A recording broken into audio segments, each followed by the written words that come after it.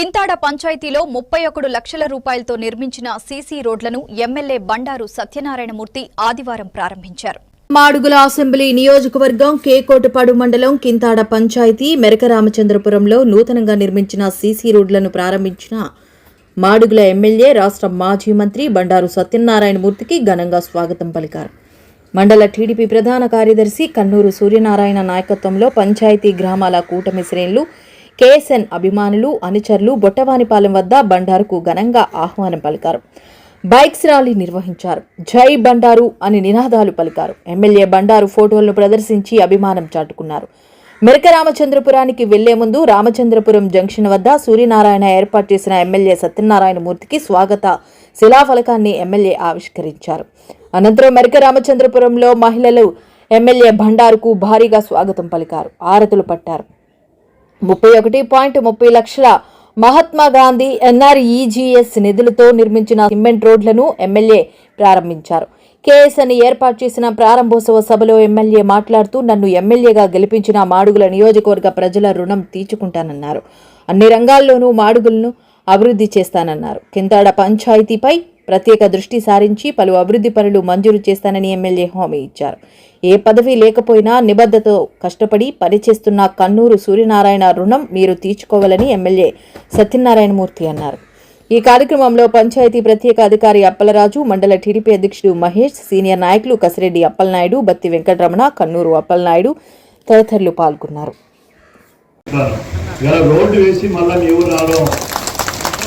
అది మా అదృష్టంగా, మా కూటమి అదృష్టంగా భావిస్తూ ఈరోజు మనం రోడ్లు ఒక సిస్టమేటిక్గా పరిపాలన చేయాలన్న ఆలోచన. ఏదో హడావిడిగా మనం రాజకీయంగా చేయకుండా ఒక గ్రామంలో ఉన్న సమస్యలు ఏమిటి, ఆ సమస్యలను ఎంతవరకు మనం పరిష్కారం చేయగలిగామో మొత్తం 112 పంచాయతీ కూడా ఒక ప్లానింగ్ ప్రకారంగా వెళ్ళాలన్నదే నా దృక్పథం. అందులో ప్రధానమైంది ఏ గ్రామానికి కూడా 6 మాసాల లోపునే చివరి కాకుండా మెయిన్ రోడ్లు ఏవైతే ఉన్నాయో అవన్నీ కూడా మన మాడుగు నియోజకవర్గంలో కనీసం ఆ రోడ్డు బాగలేదు, గుంతలు పడ్డాయి, ఆటో వెళ్ళలేకపోతుంది, మనుషులు వెళ్ళలేకపోతున్నారనే మాట రాకూడదని చెప్పి మొన్న ఇంచుమించు మరొక 25 కోట్లు శాంక్షన్ చేశాను.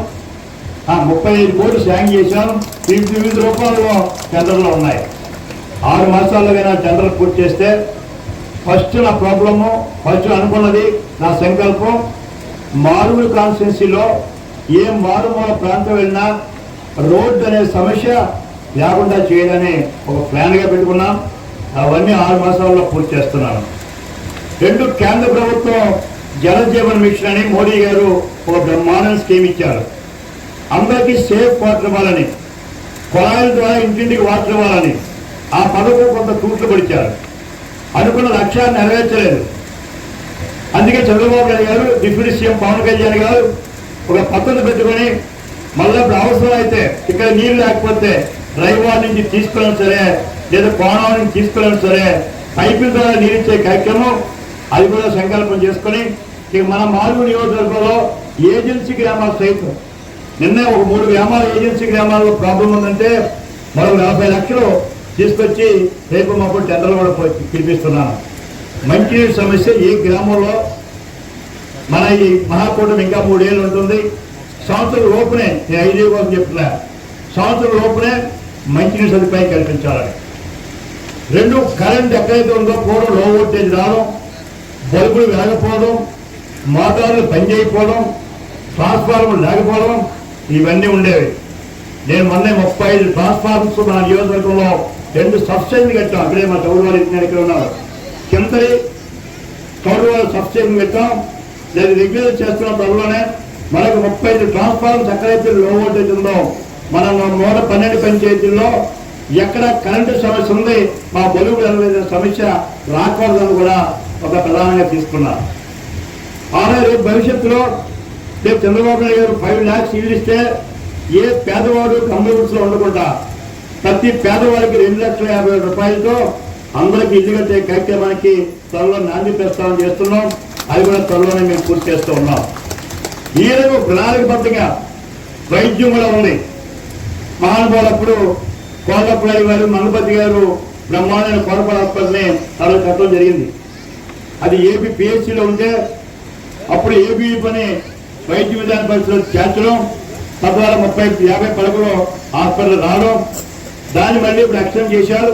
దాన్ని కూడా అక్కడ పూర్తి స్థాయి వైద్యం, ఏ సమస్యకి వెళ్ళినా అన్ని రకాల పరికరాలు దాంట్లో పెట్టి పూర్తి వైద్యం ఇవ్వాలని కూడా నా ఆలోచన. అలాగే సామాన్యుడికి ఏం కావాలి, వ్యవసాయం ఒక పక్క ఉంది, దాని మీద మెరుగైన వ్యవసాయం చేయడం కోసం ఆర్థికమైన పనిముట్టించి తద్వారా ఈ సంవత్సరం కొన్ని ఇచ్చం మళ్ళీ ఈవేళ రేపు మళ్ళీ ఒక ప్లాన్ తయారు చేస్తున్నాం.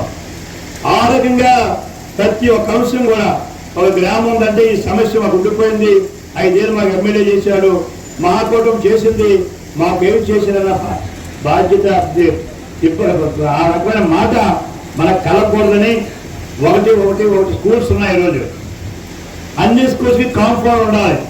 పిల్లలకి మధ్యాహ్నం భోజన పథకం పెడుతున్నాం, కాంపౌండ్ లేక రోడ్డు మీద డస్ట్ అంతా ఆ తినే అన్నం మీద పడుతూ ఉంది.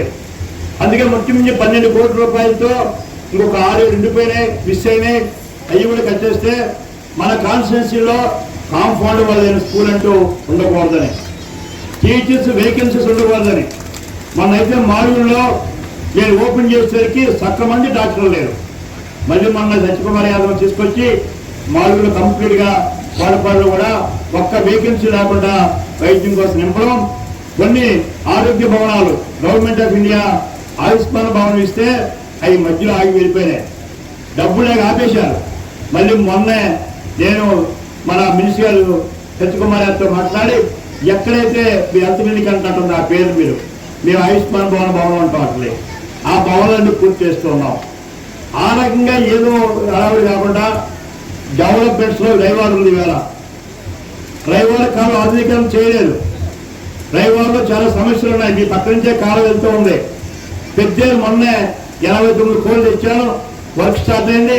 ఒక కెనాల్ అంతా రాయబాగు వరకు దాన్ని అంతా సీసీ దాన్ని కాంక్రీట్ చేయడం జరిగింది. లైన్ అంతా రైట్ కెనాల్ని మొత్తం లైన్ అంతా కూడా సీసీ కాంక్రీట్ చేస్తాం. ఇప్పుడు లెఫ్ట్ కెనాల్ పూర్తి అవుతుంది. సంవత్సరం లోపల పెద్ద నీళ్ళు ఒక చుక్క కూడా పైకి పోకుండా ఆ 4 మండలాలకి ఇచ్చే కార్యక్రమం చేస్తాం.